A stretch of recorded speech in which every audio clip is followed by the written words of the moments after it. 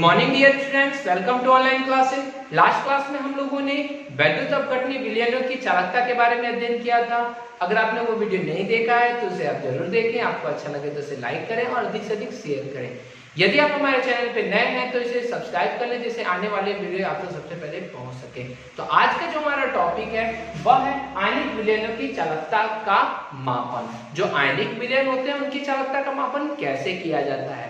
हम लोग अगर ठोस का चालकता का मापन तो आराम से हम लोग कर सकते हैं, उसको एक तार के बीच में जोड़ करके किया जा सकता है। परंतु आयनिक विलयन की चालकता का मापन करने में हमें दो प्रकार की कठिनाइयां आती है। पहली कठिनाई ये कि हम उसमें अगर दिष्ट धारा मतलब विलयन में अगर दिष्ट धारा अगर प्रवाहित करते हैं तो दिष्ट धारा के प्रवाहित होने के कारण विलयन का जो संगठन होता है, जो विलयन का जो स्वरूप होता है वो क्या हो जाता है, चेंज हो जाता है। जैसे के तौर पर अगर देखा जाए, जैसे अगर ये विलयन है CuSO4 का विलयन है तो इसमें जैसे ही दिष्ट धारा प्रवाहित करेंगे तो CuSO4 से Cu डबल प्लस आयन और SO4 डबल माइनस आयन ये दोनों अलग अलग बट जाएगा, जिसके कारण उसका संगठन परिवर्तन हो गया। जब संगठन परिवर्तन हो गया तो वह चालकता का मान प्राप्त नहीं कर सकता है, इसलिए दिष्ट धारा हम प्रवाहित करने में हमें कठिनाई होती है। दूसरा नंबर, ये जो होते हैं, जो विलयन होते हैं वे तरल रूप में होते हैं। ये कौन से रूप में होते हैं, तो तरल रूप में होते हैं। जब तरल रूप में होंगे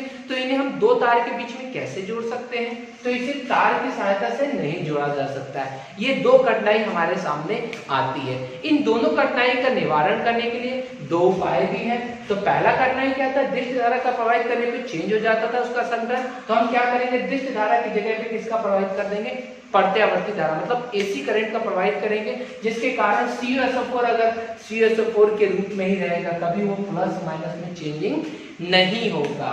अर्थात जो इसके संगठन होंगे उस संगठन में कोई भी परिवर्तन नहीं होगा। दूसरा नंबर, तरल होने पर यहाँ पे तार की सहायता से नहीं जोड़ा सकता, तो हम क्या करेंगे, इसको चित्रानुसार मतलब इस चित्र के जैसे हम प्लेटिनम पत्र की सहायता से चालकता सेल बना लेंगे।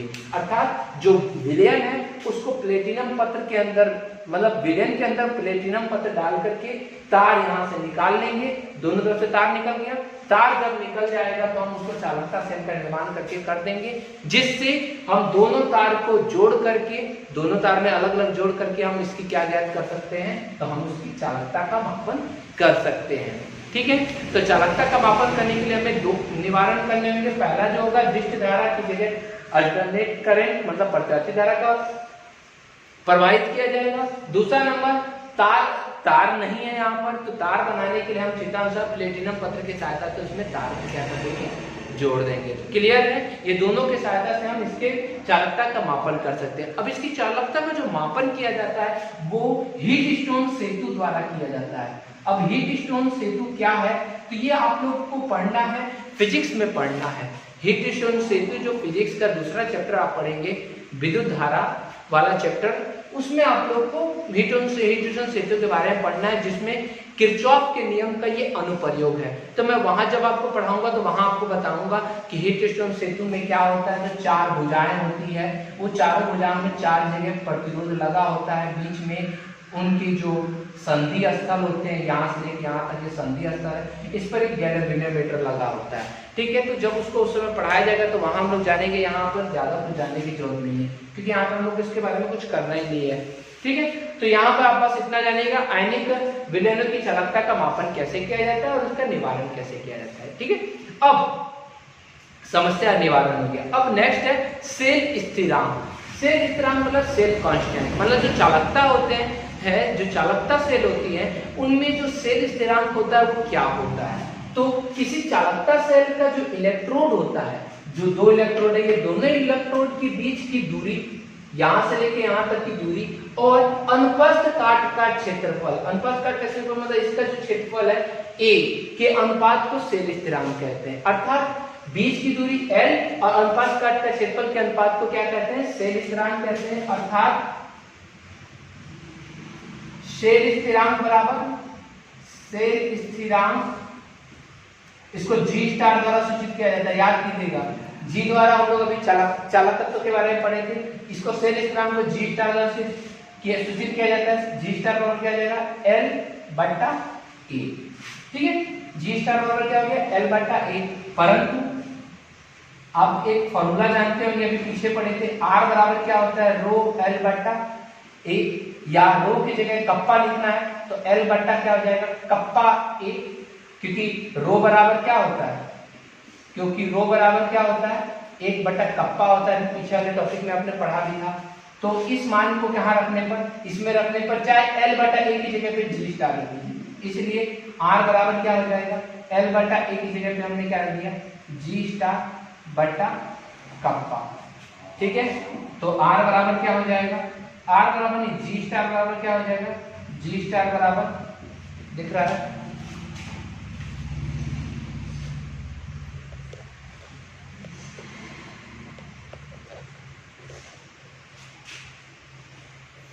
G स्टार बराबर क्या हो जाएगा, तो G स्टार बराबर क्या हो जाएगा, R और कप्पा गुणा हो जाएगा, ये कप्पा है, R इंटू क्या हो जाएगा, कप्पा, R इंटू क्या हो जाएगा, कप्पा। अर्थात G स्टार का मान हमें प्राप्त करना हो तो R और कप्पा का मान प्राप्त हो जाएगा, तो किसका मान हम ज्ञात कर सकते हैं, G स्टार का मान प्राप्त कर सकते हैं। ठीक है, तो इसका एक और डिफिनेशन यहाँ बना सकते हैं हम लोग कि किसी चालकता सेल के प्रतिरोध और विशिष्ट चालकता, किसी चालकता सेल के प्रतिरोध और विशिष्ट चालकता के गुणनफल को क्या कहते हैं, सेल स्थिरांक कहते हैं।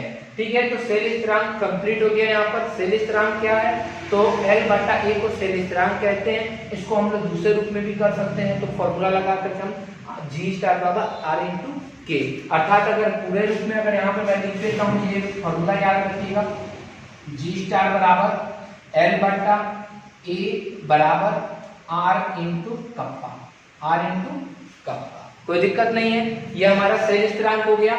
अब इसके बाद का जो नेक्स्ट टॉपिक है वो है मोलर चालकता और तुल्यांकीय चालकता के बारे में अध्ययन करना है। तो पहले आप इसको नोट डाउन कर लीजिए, तब उसके बाद उसको देखते हैं।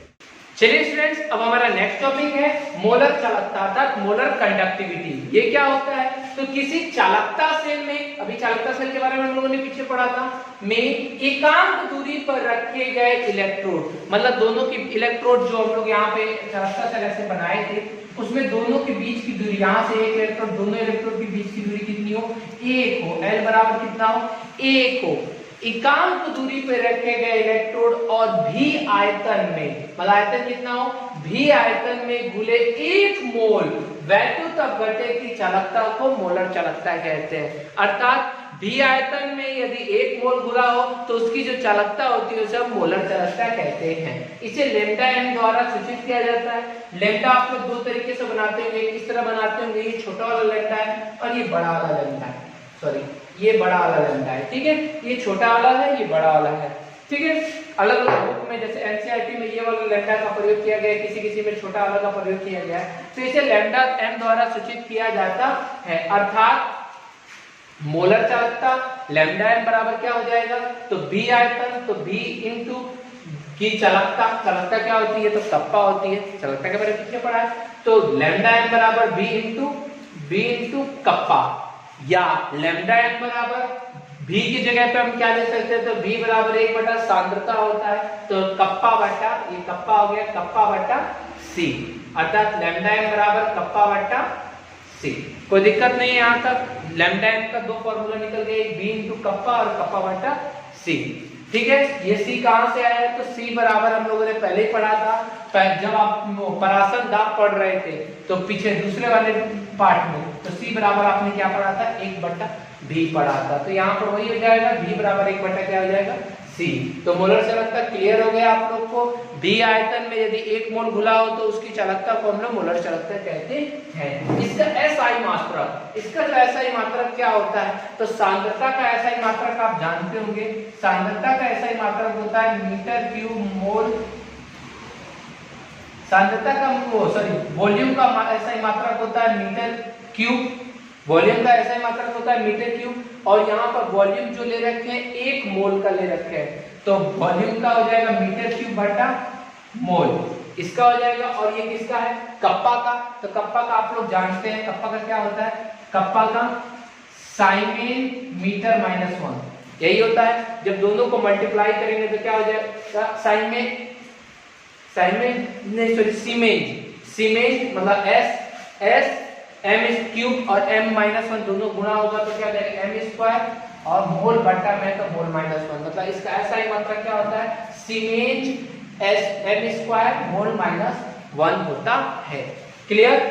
अब नेक्स्ट टॉपिक है वैद्युत अपघटनी विलयनों की चालकता को प्रभावित करने वाले कारक। जो चालकता, मोलर चालकता हो गई, चाहे विशिष्ट चालकता हो गई या चालकत्व हो गई, इनको प्रभावित करने वाले कारक। तो इनको प्रभावित करने वाले कारक कौन कौन से हैं? तो पहला है वैद्युत अपघट्य की प्रकृति, मतलब जो आप लोग वैद्युत अपघट्य विलयन लेते हैं उसकी प्रकृति उस पर निर्भर करती है। जैसे कि अगर वैद्युत अपघट्य विलयन में अगर आपने Cu वाला ले लिया, CuSO4 का घोल ले लिया और दूसरे में ZnSO4 का घोल ले लिया, तो इसकी चालकता अधिक होगी, इसकी चालकता अधिक होगी, इसकी चालकता क्या होगी? कम होगी। अर्थात वैद्युत अपघट्य की प्रकृति पर निर्भर करता है। दूसरा विलायक की प्रकृति पर, दूसरा नंबर विलायक की प्रकृति पर निर्भर करता है। जैसे जल है वो बहुत अच्छा विलायक का काम करता है और वह आयनों को स्थानांतरण करने में ज्यादा वर्क करता है। और जल से भी अच्छा अगर लेना तो आपको H+ ले सकते हैं। H+ तो और ज्यादा क्या करता है?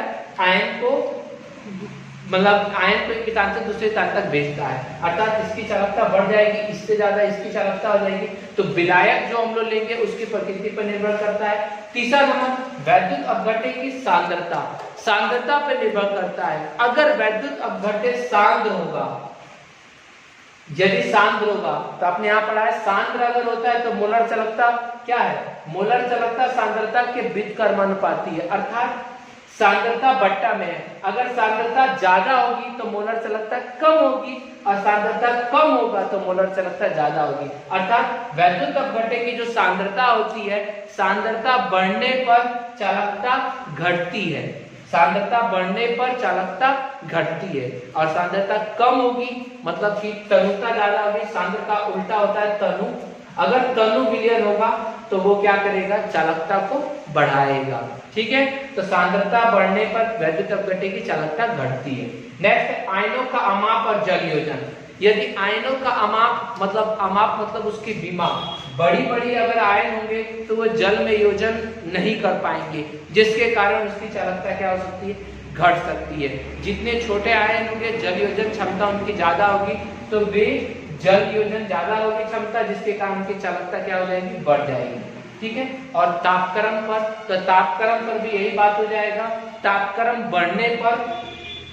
बढ़ने पर चालकता बढ़ती है और तापक्रम घटता है तो चालकता क्या होती है?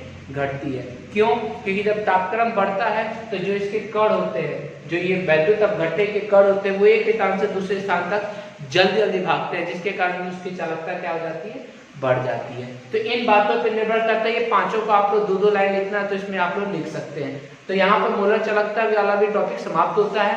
इसके बाद जो कल के वीडियो में हम लोग मोलर चालकता के आधार पे वैद्युत अपघट्य को दो भागों में, ये जो वैद्युत अपघट्य उसको दो भागों में बांटा जाता है, एक प्रबल वैद्युत अपघट्य, एक दुर्बल वैद्युत अपघट्य, और उनके आधार पर कोलरास का एक नियम पढ़ना है। ये दोनों हम लोग कल के में वीडियो में पढ़ेंगे। आज के लिए इतना ही काफी है। अच्छी तरह से इसका नोट्स बना लीजिएगा, और अगर आपको वीडियो अच्छा लगे, समझ में आ गया तो इसे लाइक करें, अधिक से अधिक शेयर करें।